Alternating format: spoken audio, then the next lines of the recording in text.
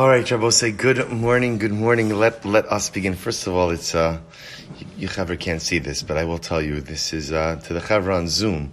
It's mamish. I see Alan Wiseman in Bnei Brak over here in his hot spot in Bnei Brak, and I see David Kahana in his sukkah drinking wine with Daf Yomi. Mamish. He's in Eretz Yisrael. It's not a drinking problem. He's in Eretz Yisrael. I want to be clear.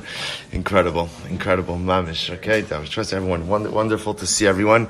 Halavai we should be zocha to join the Chavra in Eretz Yisrael B'Karov. So I want to begin by thanking our sponsors for this morning's shir, to thank our Talmud Torah sponsors for the month of Tishrei, Avrem and Shaindy Kelman for dedicating all the shiurim this month in memory of their parents, to thank Jack Bennett for dedicating all the shiurim this month in memory of Givati Brigade First Sergeant Nikolai Rappaport, Dr. Linda Weinberg for dedicating the shiurim this month in memory of her husband, Dr. Paul Weinberg, Paretz Moshe Ben Avraham David. We thank all of our sponsors for their dedication and generosity. And also with that, let us begin. We have a beautiful daf ahead of us today. Today's daf is daf Chaf Vav 26. We are picking up at the Mishnah on Chaf Hey Amud Beis. Hopefully you did your homework. I signed a little bit of homework last night, but let us begin. I'm sorry. Great, let's begin. So it says the Mishnah, fascinating case. Bechar Shenaf Alabar.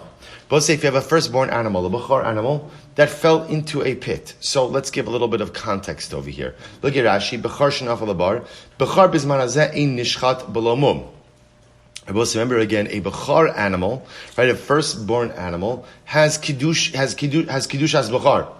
It has a certain level of inheritance kiddusha.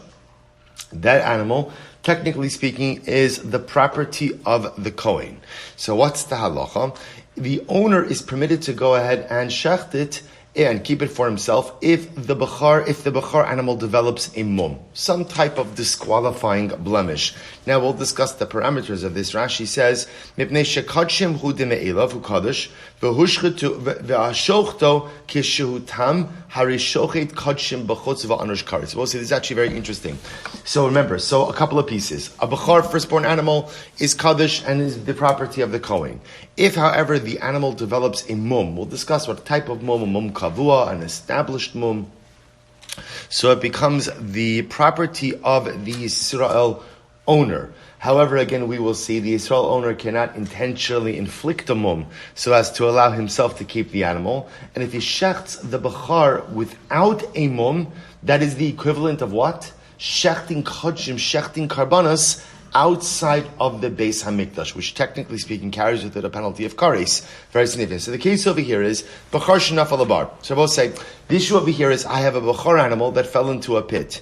And what I'm concerned about over here is that the animal is going to die in the pit. So what's the halacha? Rabbi Yehuda Omer, Yerid mumcha v'yira. Rabbi Yehuda says, what we go ahead is we lower a mumcha, right? So remember, there are certain people who are experts on mumin. But say, there are many people who are experts at finding mumin. They could find the mum in any person, they could find the mum in anything, right? People are very proficient in that. This is a good type of expert in that. This guy is specifically trained to be able to go ahead and identify which type of blemishes render a Bechar the property of the owner. So Rabbi Yehuda suggests as follows: lower the guy down, lower the mumcha into the pit. Rashi says mumcha, baki b'mumin, lahavchin bein mum kavod mumover. So we're going to see that in the world of mumin, not every mum is the same.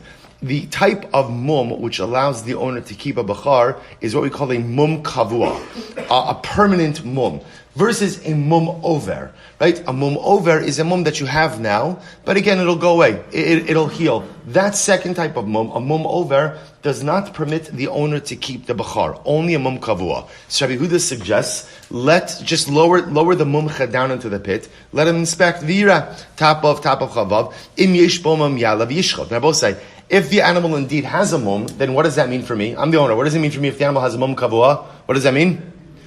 It's mine. If it's mine, then what am I allowed to do? Bring it out of the pit. See, I'm both saying, the issue at play over here is to go ahead and hoist an animal out of a pit because I want to shecht it and eat it, that's permitted. To hoist an animal out of a pit that I can't eat, you can't do that because the animal's muktzah.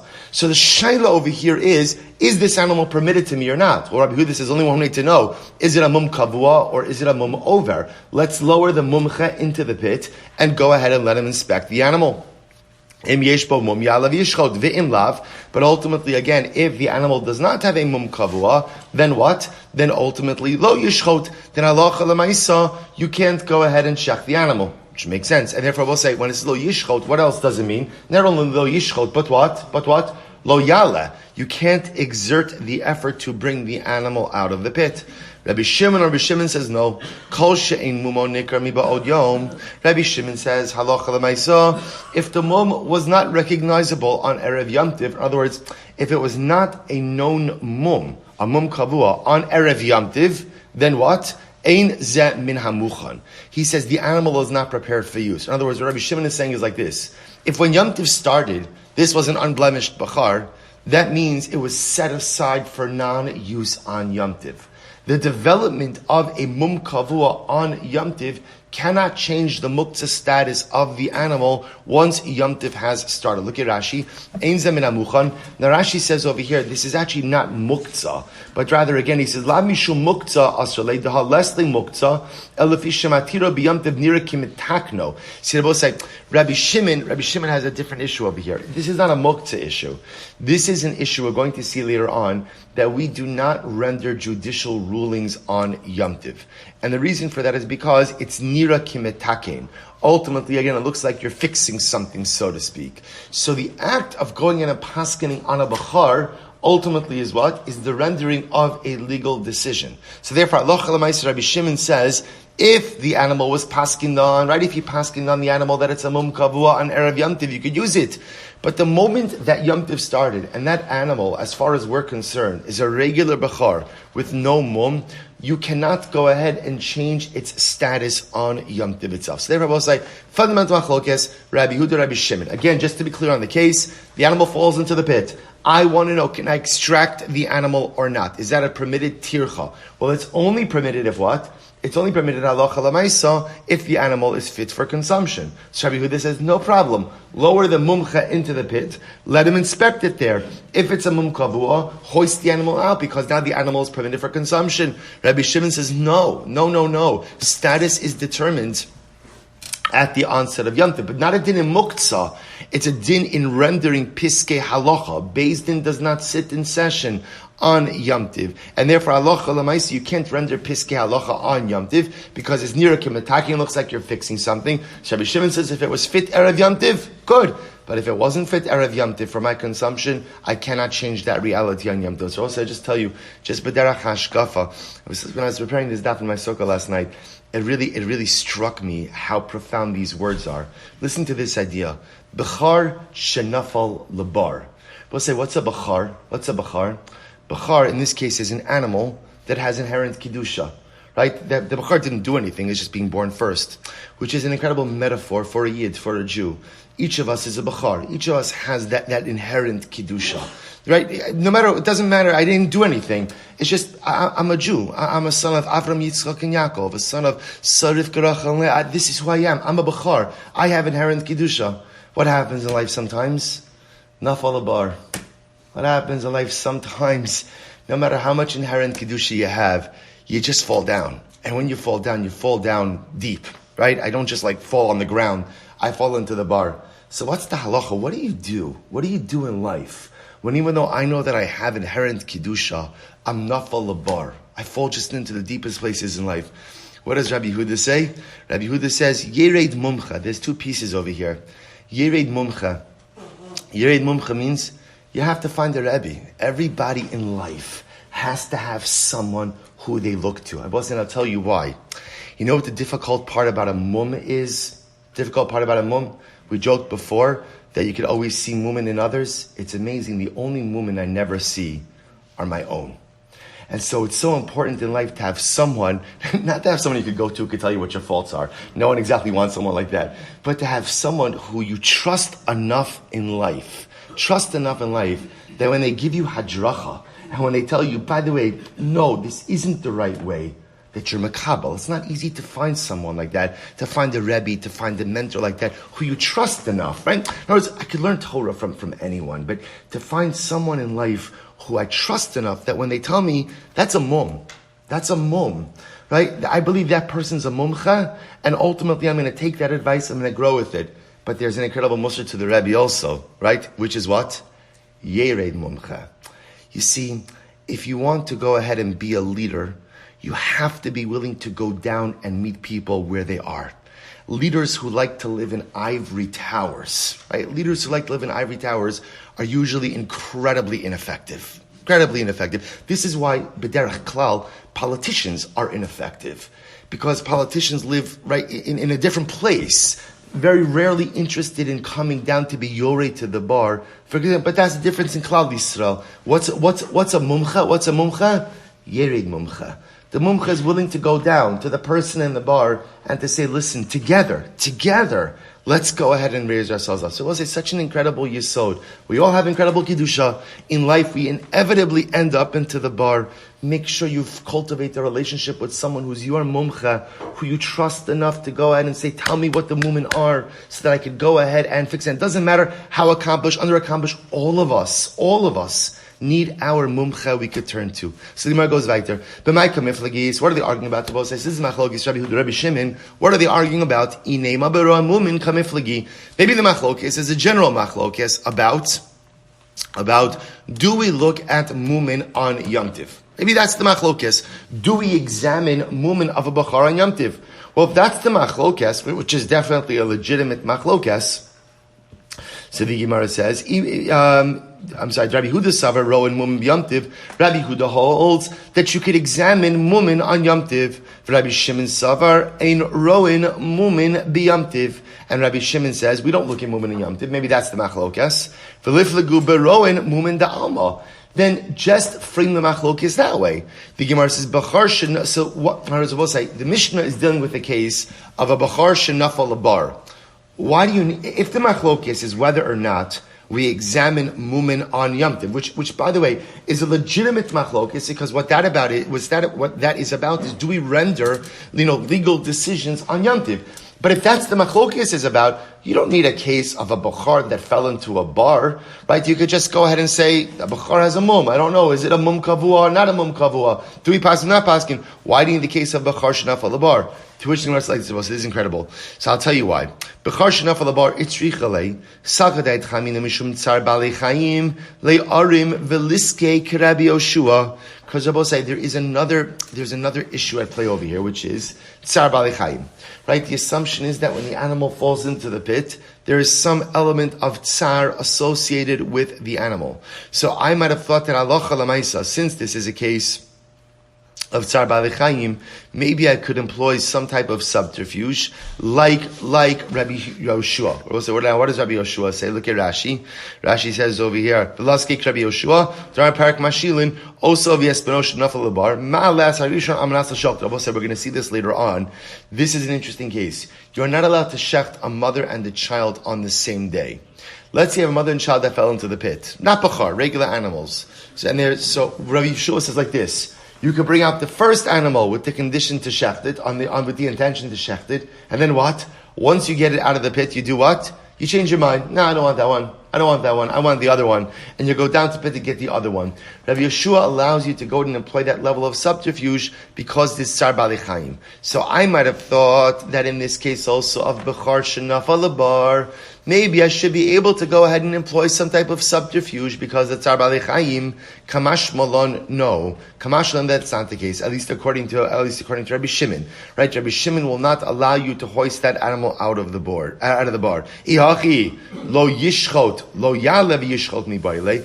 If that's the case, Rabbi say, then again, so now I understand why the Mishnah frames the case of a bachar shenafal labar.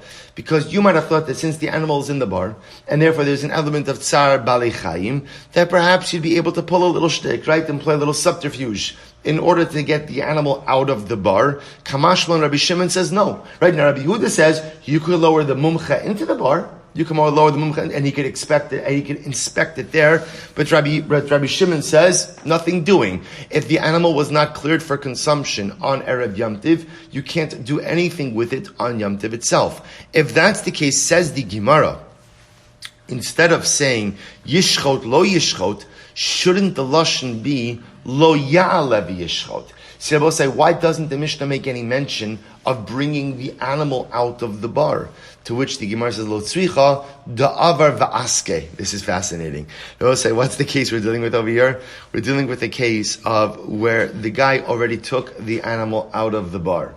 Right, he already did it. Right, so again, had he asked the Shaila, can I go ahead and take the animal out of the bar? Everyone would agree that what's the answer? What's the answer?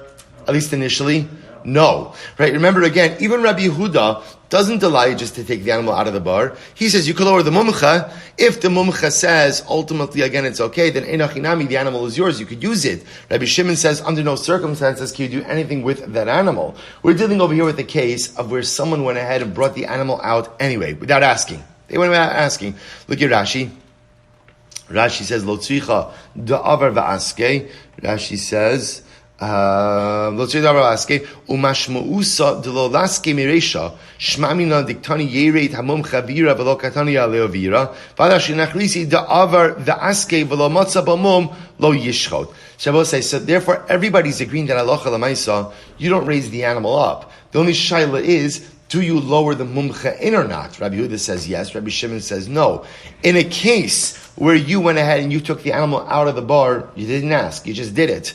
Ultimately, again, the Gemara says, you might have thought that at this point in time, therefore it should be fit for shchita. Kamashmala, no.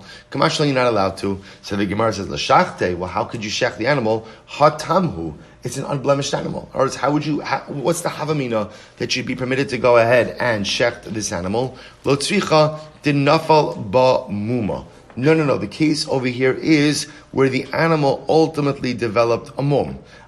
Says the Gemara, v'hamuktzahu. But one second, even if the animal developed a mum on Yom Tov itself, don't we say that the animal was muktzah at the onset of Yom Tov? Ela dinafal ba, listen to this case. Ela dinafal ba mum over me erev Yom Tov. Rather, both say, what's the case? The animal developed a blemish on erev Yom Tov. Now, what type of blemish did it develop on erev Yom Tov? What we call a mum over. A mum over, which means what? A mum that is going to heal. We'll say, what's the impact of a mum over on a bachar animal? What's the impact? None, right? You cannot consume a bachar animal with a mum over. But yeah, interestingly enough, the animal developed a mum over an erev Yom Tiv. V'hashta havile mum kavua. And now what happens is fascinating. What began as a mum over developed into a mum kavua. All right, on Yom Tiv. So the Gemara says,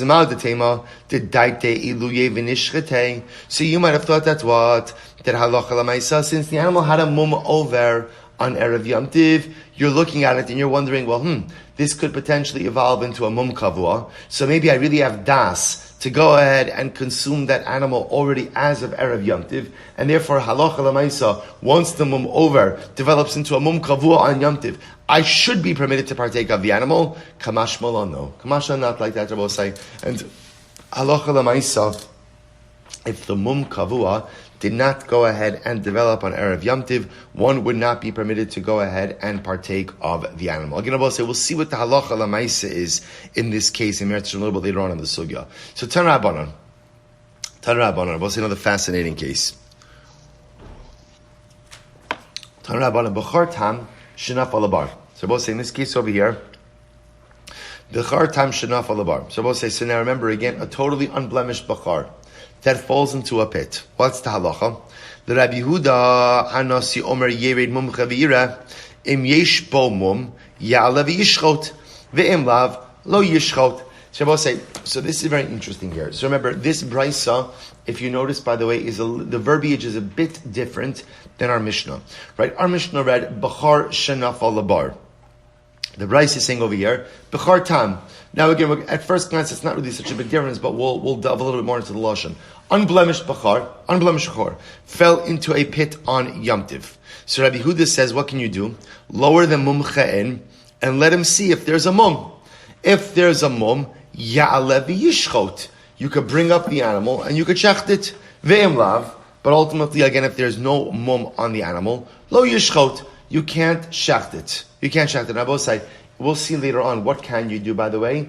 what you do is you're farnes bimkomo. In other words, you lower food into the pit to sustain the animal till after Yom Tov, right? You don't let the animal just sit there. You sustain it till after Yom Tov, then after Yom Tov you can pull it out. Amar Rabbi Shimon ben Menasya. So I will say, so this is the position of Rabbi Yehuda, right? So I have an unblemished Bechar that fell into a pit on Yom Tov. Now, again, as a result of the fall, does it have a mum? Does it not have a mum? Rabbi Yehuda says, no problem, just lower a mumcha in there, let him inspect it. If it has a mum, bring it out, shecht it. If it doesn't have a mum, you have to leave it there. Rashi says, over, look at Rashi, Yesh bo mum. Rashi says, he says, Im yimtza bo mum hayadua shayom lo nasa yaleo v'yishchot v'im lav elanafal bo mum hayom afilu halo lo yishchot. Actually, we'll get to that yet. So the Gemara says as follows. The Gemara says, Amar lo Rabbi Shimon ben Menasya. Rabbi Shimon ben Menasya says as follows. He says, Hare amru ein roen mumin b'yamtiv. Rabbi Shimon ben Menasya says, but 1 second, we paskin that we don't look at mumin on yamtiv. We don't look. Rabbi said, take a look at Rashi just a moment. Amar lo Rabbi Shimon ben Menasya, Hare amru. Rabbi said, this is really fascinating. Hare amru means they said. They said. Who's the they? Rashi says, Rabosenu Doro Shelefaninu. The earlier generations of rabbis already paskined that we do not see mumin on Yom Tiv. We do not see mumin on Yom Tiv. So the Gemara says, what does this mean? Rabbi Shimon ben Yochai Midoro Shelefaneim Haya. For Rabbi Talmido Haya, Kenar Mesechus, Erevim Mesechus, Shabbos, Rabbi Kishin, fine. So we'll say, listen to this. So Rabbi Shimon Nasi says, already earlier generations established that we do not look at mumin on Yom Tiv. If that's the case, Rabbi Huda, how are you allowing for a mumcha to be lowered into the pit to inspect the Rabbi? Again, to be clear, this has nothing to do with muktzah. This is even if you hold a totally permissive view of muktzah. At the end of the day, the problem over here is paskening on mumin on Yom Tiv. We'll get to this sugya where we essentially do not render legal decisions on Yom Tiv because the rendering of a legal decision has the appearance of tikkun mana, fixing something. So the Gemara says, how do you pasken on this? So the Gemara says, Keitzad. No, so what's the case? No, so we'll say, listen to this. Okay, so what's the case? No lad bo mum be'erev Yom Tiv. Here we go. We'll see, we're going to discuss essentially 3 different cases. No lad bo mum be'erev Yom Tiv. If the animal developed a mum on erev Yom Tiv, ein mevakrin oso b'Yom Tiv. We do not go ahead and inspect the mum on Yom Tiv itself. Now, before you turn the page, take a look at the last Rashi. No lad bo mum be'erev Yom Tiv. Rabbi Shimon ben Menasya mefarish mosed Rabbi Shimon bar Yochai. So Shimon ben Menasya is now coming along to explain Rabbi Shimon bar Yochai. Listen to this. So both say, here's what we have. Rabbi Shimon ben Menasya said the earlier generations, which Rashi is identifying as Rabbi Shimon bar Yochai, said, we do not look at mumin on Yom Tiv. Okay? That's the statement. What we're now going to do is kind of break up that statement into 3 different cases. So watch this. Case number 1, Rashi says, is nolad bo me'erev Yom Tiv. The animal developed a mum on erev Yom Tiv. Rashi says, Rabbi Shimon ben Menasya mefarish mosed Rabbi Shimon Yochai v'kamar Hari Amar Shimon Yochai inron mumin keitzad nolad bo me'erev Yom Tiv in mevakrin also lechatchila. Avalim avar ubikra v'shachto shareinu metakin kokach shekarav haya ben hashosh l'mtukon shem chosher al riyescham. So listen to this. Case number 1 is animal had a mum on erev Yom Tiv. Okay? Now, the Chacham did not inspect the animal on Erev. I just want to point out, there's an interesting similarity here, just compare 2 cases, of like mum by a Bachar and Sara'as. Both of these cases require what? A definitive ruling by an expert. In other words, even if you know that the mum on your animal, right, is a mum kavua, you can't paskin for yourself. Much in the same way that even if you know your lesion is Saras. Saras is only Saras when a Kohen says it's Saras. A mum kavua, now mum kavua doesn't need a Kohen, it just needs an expert, it needs a mumcha. The mum is only a mum when the mumcha says it's a mum. Which I will say such an incredible yisod. Same basically we said before. When it comes to things that impact me, you generally need an outside source to confirm what's real and what's not. Right? Because ultimately, again, Adam Karov Liatzmo. It's difficult for me to really say, is this Saras or not? Is it really Saras? I need someone outside of me. Bachar Behema, remember you have a conflict of interest. Why do you have a conflict of interest? Why? Because if it's a mum, who does it belong to? You. And if it's not a mum, who does it belong to? The Kohen. So for you to paskin on your own shaila that deals with you, right, so we'll say it's an incredible yisod. There's sometimes we don't realize that when it comes, we don't see ourselves for who we really are. And this goes both ways. We don't see the good in ourselves, and we also often don't see the mumin in ourselves. So important. This goes back to have your mumcha in life, to have that person who you trust, ultimately, again, who you will say, this is mir mum, this is saras. In any event, so what's that case number one?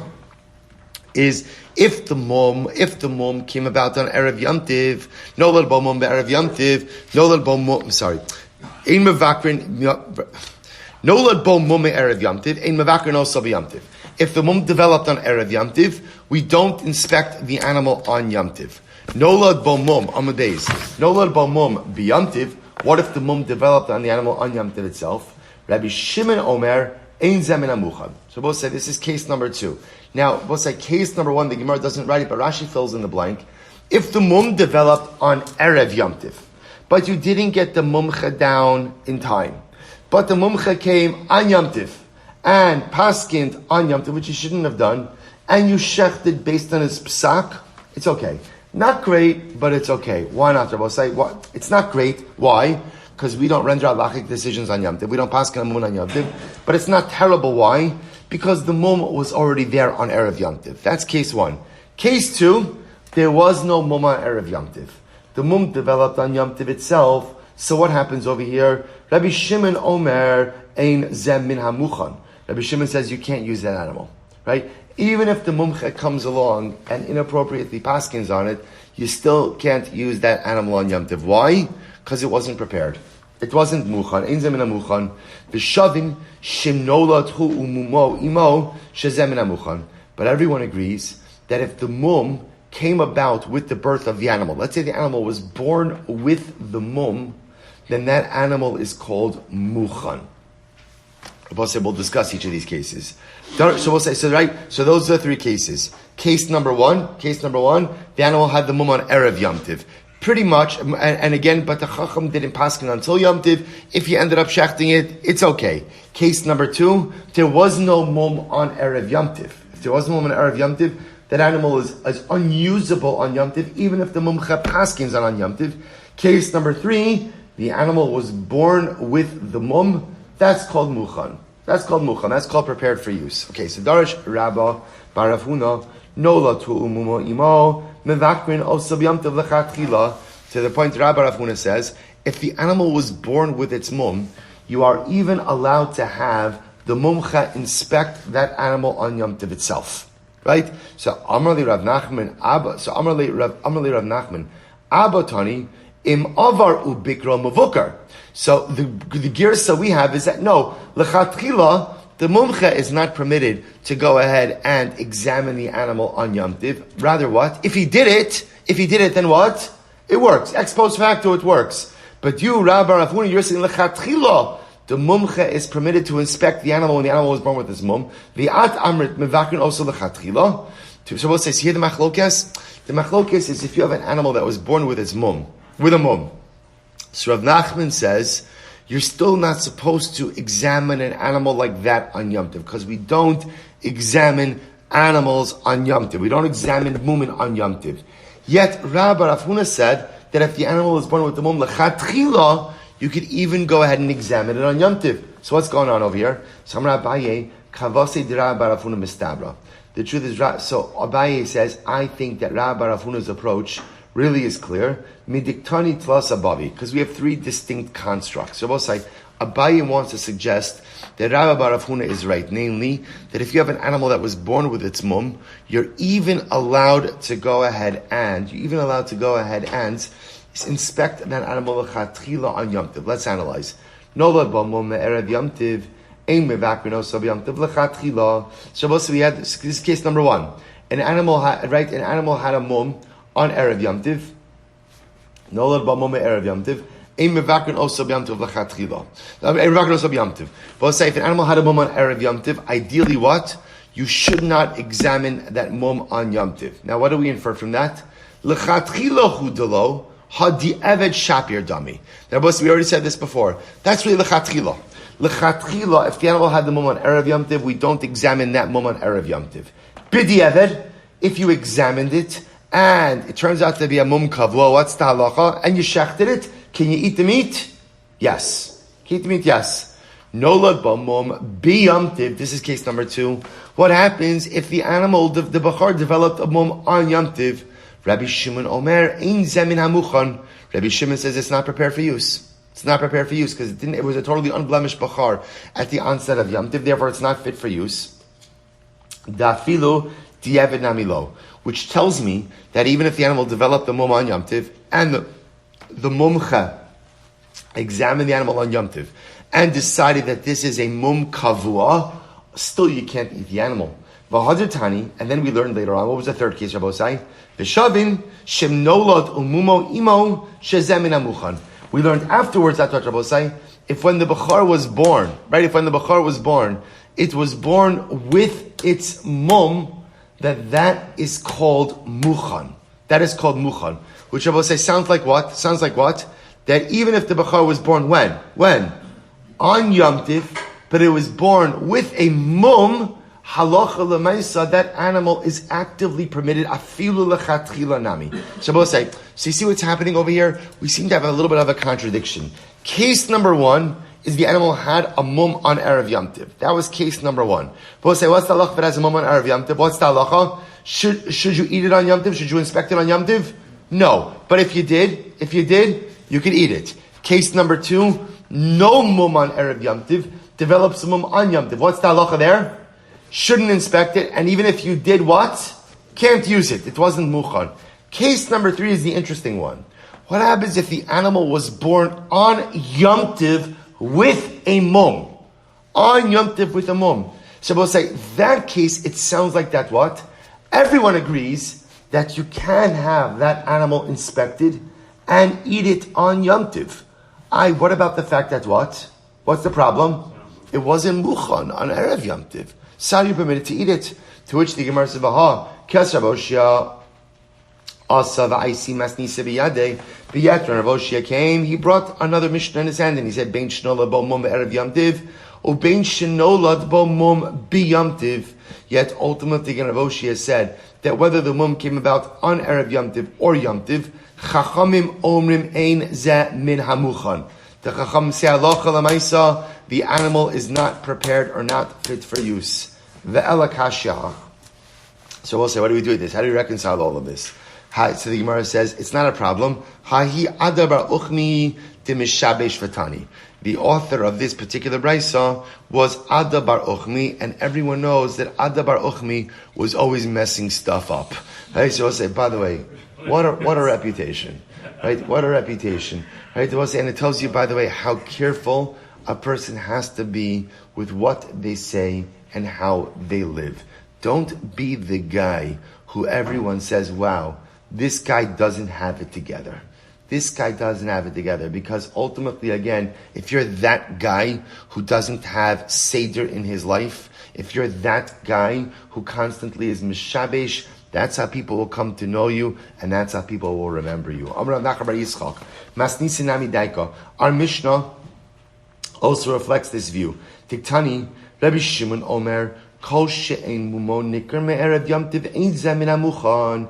Any time that the mum was not known on Erev Yom Tiv, the animal is not considered to be prepared. So the Gemara says, "My ein mumo nikar." What's the case of mumo not nikar? What's the case where the mum is not recognizable? Here we go. Ilei mashen mumo nikar klal. If we're talking about that there was no mum, pshita. Then we'll say that's obvious. That's obvious. Tzricha l'meimar. Does that even need to be said? Elo delo eschazi lechacha me'erev Yom Tiv. Im mum kavua, im mum over. Rather, I will say, when it says ein mumo nikar me'erev Yom Tiv, what that means is the mum was there, but the chacham didn't see it on erev Yom Tiv yet to know, is it a mum over or ultimately is it a mum kavua? But what do you see from here? Katani mihas ein zeh min hamuchan. What you begin to see is even if the mum was there, but what? It was not inspected prior to Yom Tiv, that's not min hamuchan. which Rabbi say seems to begin to paint a picture that halacha l'maisa, the only way the animal, the blemish bachar, is going to be permitted on Yom Tov is how? Is if the mum was paskind on prior to Yom Tov. Ba'minei hil merava. So we'll say, Hilo asked Shaleh from Rava. We're going to see, it's a tangent, but it's going to come back to the conversation. Yesh muktzah lechatzi Shabbos, or muktzah lechatzi Shabbos. So we'll say, literally translated, is there muktzah for half a Shabbos or not? I will say, now what does it mean, the muktzah for half a Shabbos? But it's a fascinating case. If something was muktzah at the onset of Shabbos, but then its circumstances changed, does the status change if the circumstances change? So the Gemara, so what's the case? Hey chidami, ida achzi ben hashmashos achzi. If the item was fit for use, ben hashmashos, twilight of Shabbos, but say we generally assume that when is muktzah status locked in? When is it locked in? At the onset, ben hashmashos to Shabbos. So if the item was fit ben hashmashos, the item should remain fit. Ida lo echsi, lo echsi. If it wasn't fit ben hashmashos, then what? Then bepashtos, it doesn't become fit. Lo tzricha, we'll say, listen to this case. The achz de echzi, v'hader idchi, v'hader echzi. We'll say, watch this. What's the case? The item was fit for use, then it became unfit for use, then it was once again rendered fit again. Look at Rashi for just a moment. Rashi says, Da'achzu, top Rashi actually, Da'achzu ben hashmoshos, it was fit for use ben hashmoshos, ve'idchi, Rashi says, b'Shabbos, shenafla leim gishamim, v'tafchu v'hadar achzu, sheshazaf achash. We're going to see, the Gemara is going to illustrate this case with a case of fruit, where let's say again, the fruit was fit for use ben hashmoshos, it became unfit afterwards, let's say dew fell on it and for whatever the reason rendered it unfit, then the dew dissipated and it became fit again.